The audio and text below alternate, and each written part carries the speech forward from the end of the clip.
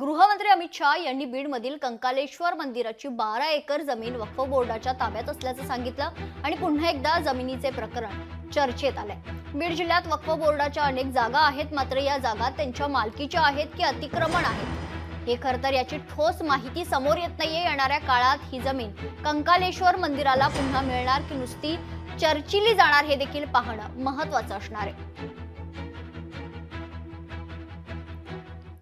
महाराष्ट्र के वडानगे गांव में महादेव की मंदिर पर दावा किया और बीड में कंकलेश्वर मंदिर की 12 एकड़ जमीन वक्फ बोर्ड ने जबरन ले ली।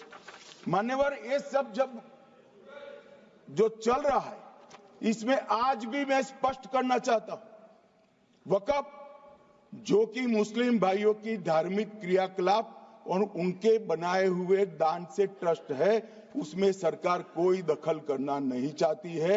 मुतवल्ली भी उनका होगा, वाकिफ भी उनका होगा, वक्फ भी उनका। अमित शाह जे बोले ते 101% खरं आहे।